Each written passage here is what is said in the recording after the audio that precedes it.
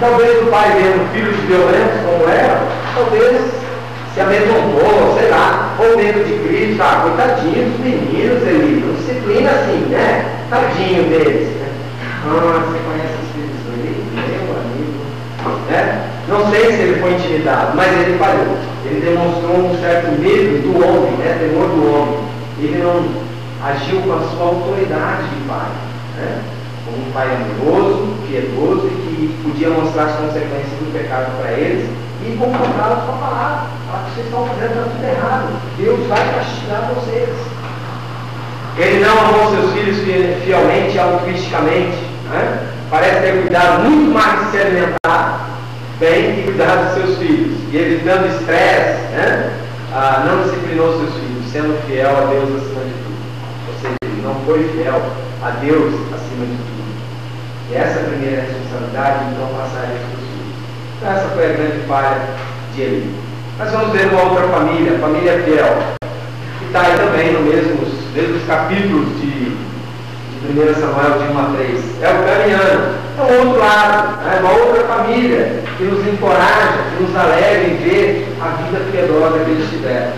Sabemos muito pouco sobre Eucana, né? Não sabemos muito sobre a mulher de Eli. No caso aqui não sabemos muito sobre Eucana, mas nós vemos traços de um marido piedoso.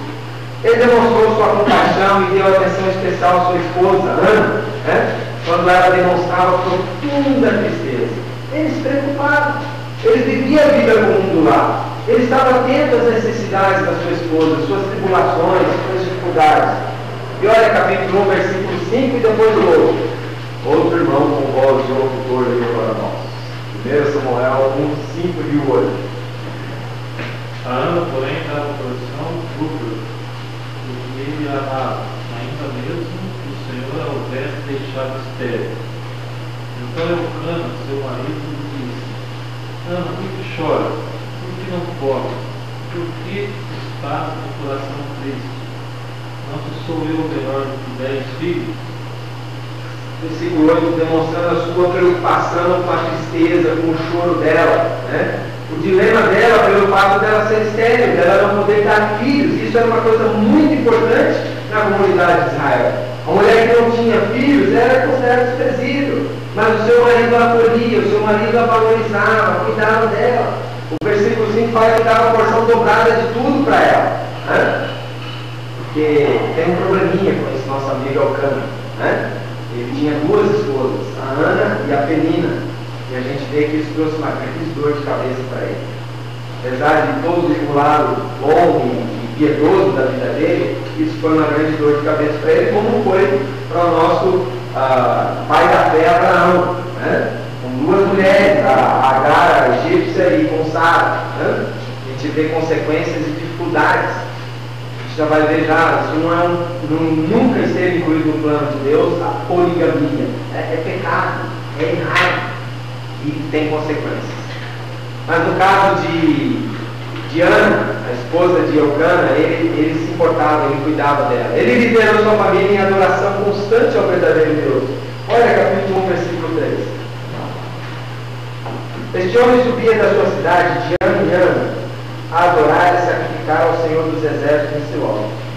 Aí fala dos filhos de Levi que estavam ali, né, que eram os sacerdotes do Senhor. O Eucana, ele subia de ano em ano para adorar ao Senhor. Isso demonstra a fidelidade dele, a seriedade dele em fazer essas viagens, né, subir para a adoração a Deus. Então isso demonstra os valores espirituais que ele tinha na sua vida, certamente querendo passar e transmitir para a sua família, para ser o líder espiritual do lar. Sua vida de adoração demonstra um genuíno amor a Deus, em contraste aos filhos ímpios de Eli, porque Eucana era fiel em obedecer ao que Deus requeria dele na lei de Moisés.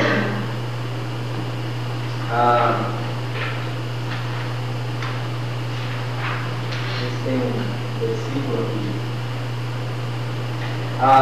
Ele era generoso e fiel para a sua família, assim como era para com Deus. 1 Samuel 1, 4 e 5.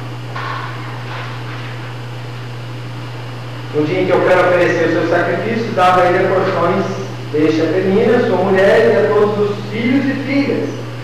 A Ana dava a porção dupla. Então ele cuidava, ele provia. Ele sabia do seu papel como líder, responsável pelo lar e ser o provedor do lar. Essa é a grande questão. Ele não encostou, ele não titubeou, ele não abriu mão dessa questão. Mas ele foi fiel, ele trabalhava e ele trazia o pão para a mesa de casa. Uma responsabilidade importante para sua esposa, para as suas esposas, né? Mas ele era generoso e fiel para a sua família e para com Deus. Finalmente nós sabemos que Elcana aceitou o seu papel de líder moral, espiritual no lar, e ele também entendeu, respeitou e aparentemente encorajou o crescimento espiritual de Ana, quando ele aceitou e sustentou o voto que ela fizera a respeito do filho, né? E dar o seu filho de volta para Deus, mesmo com tenidade. Nós já lemos, acho que não lemos 1:23. 1 Samuel 23. Respondeu-lhe Elcana, seu marido: faz o que melhor te agrade. Fica até que o desmamemos. Tão somente confia no Senhor a sua palavra. Assim ficou a mulher e enviou o filho ao peito até que o desmamou. Ela fez um voto. E se ela tivesse um filho, ela devolveria para o Senhor. E então Elcana falou: e o que você vai fazer? Quando ele estiver desmamado, então a gente vai levar ele, consagrar ao Senhor. E ele aceitou isso. Porque era um voto de adoração, de vida para com Deus, da sua piedade, da sua gratidão para com Deus. Está tudo isso envolvido. Então a gente vê essa fidelidade. E o filho, assim que desmamou, já foi morar lá com ele, já foi levado para Siló, né? Pequeno Samuel. Ele acompanhou a Ana na viagem que ela fazia, no caso, na viagem que ela foi para cumprir o seu voto. Olha, 1 Samuel 2:11. Então Elcana foi se armar a sua casa, porém o menino ficou servindo ao Senhor perante o sacerdote Eli. Menciona que o Elcana, ele voltou para Ramá, mas o filho ficou lá em Siló. Foi a viagem que eles fizeram. Menciona mais Elcana, mas Elcana e Ana foram lá levar o filho. Então mostra todo o seu apoio, o suporte espiritual, o voto que eles haviam feito ao Senhor, no caso da esposa. Ele deu todo o apoio. Ele se encontrou a família com adoração. Queridos, de novo eu digo, como é importante a família estar envolvida, né? Não basta ser crente. Tem que participar. Temos que estar envolvidos na obra de Deus. Ver os seus dons, os seus talentos, ver o que você pode produzir para Deus. Se engaje no ministério, na obra de Deus. Mas o trabalho é corrido, mas tem algo que você pode fazer envolvendo a sua família. Você sabe porque muitas vezes temos problemas com os adolescentes, porque a gente criou uma cultura de que a gente tem que fazer atividade para adolescentes. Então ele vem, participa de uma atividade e vai embora. Então ele aprende a simplesmente receber uma atividade. Aí sabe o que vai acontecer? Vai ter uma atividade mais legal em algum outro quintal, em algum outro lugar, e ele vai achar mais interessante. Porque se ele não está envolvido e ter responsabilidade com a obra de Deus, ele vai dar dor na cabeça, vai ser natural. Acho que a palavra-chave, quando a gente falar de educação do filho, é gerar responsabilidade nos nossos filhos. Responsabilidade primeiro para com Deus, com a palavra de Deus, e responsabilidade das coisas que Deus dá como mordomos, né, para nós cuidarmos, seja começa pelo quarto, a cama, né? Aprender a arrumar as coisas dele, organizar as suas coisas, a escola, o material escolar, a bicicleta, o Walkman, o MPT, sei lá o quê.